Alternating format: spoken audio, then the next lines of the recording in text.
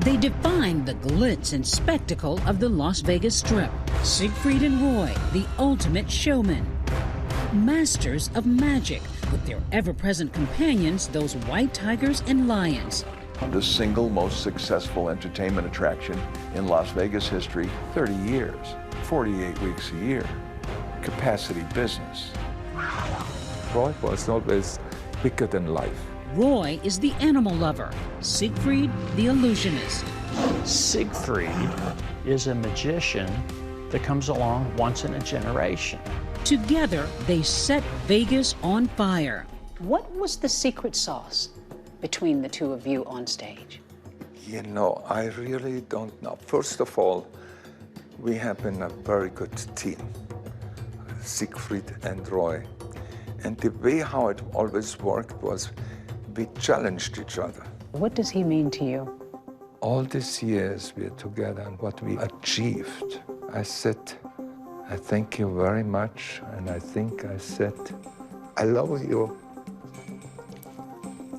So, and he says, if I would have to do it again, I would do everything again the same way. I regret nothing. The show changing the face of entertainment on the Strip. It sort of transcended everything that Las Vegas had seen till then. You know, and that led to Cirque du Soleil, and that led to Blue Man Group, and that led to Chris Angel, and all of them kind of patterned that show off of what the Siegfried and Roy show was at the Mirage. But it was the relationship with the tigers that was extraordinary. Roy had this almost magical contact with them. He adored them. They seemed to adore him. Wow, and the future has already begun. He started to bring him on stage when they have 3 weeks old, and the animal, they felt comfortable and secure when Roy was there. And the names are Pride and Joy. Say hello. All of these animals are show business babies. They're trained not to be afraid of the stage. The lights, the sound, the people.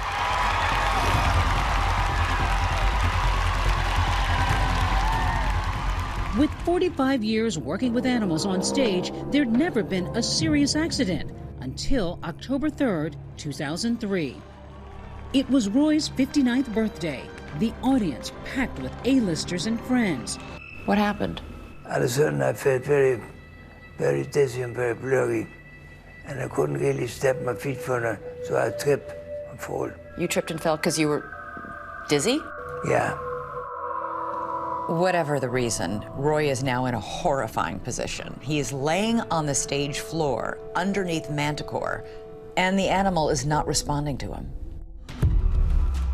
The next thing we knew, the tiger was on top of Roy. Just take me back to that night as best you can. Manticore was waiting to get his jump up to Roy's shoulder and get his treat. And Roy was there, and he said no to Manticore. No, no, no, no. And then Manticore went on top of him, and he looked around, and he didn't know, like in his face was, what's going on, what one? And then he grabbed him here, and he carried him for Roy. Usually Manticore took. Manticore took Roy backstage. You're saying that Roy he collapsed even before this happened, and that Manticore was trying to help him off stage. Of course. The duo have always insisted it was a tragic accident, saying Roy had a stroke on stage, prompting Manticore to pick Roy up by his neck and pull him off stage, they say, for his safety. You really firmly believe that Manticore saved your life? Yeah, absolutely. And that he saved your life because you think you were already having a stroke? Yeah. Family members and also a lot of fans have been coming out here in front of the hospital hoping for some good news. I was lying on an operation table, had a kind of an out-of-body experience. You had an out-of-body experience where you saw that happening to yourself? Yeah. I stepped off the table. I had seen a bright, bright light, and I followed the light. But I got the definite message, to return.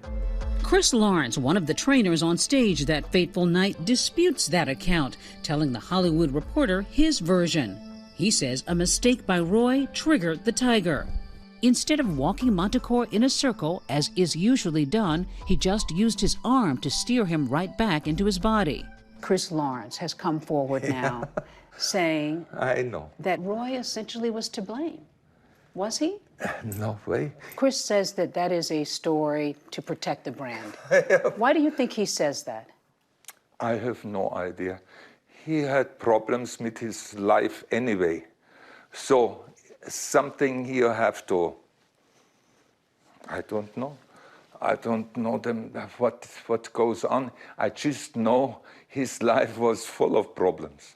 The details of the tragedy may never be truly clear, but the performers say they're at peace.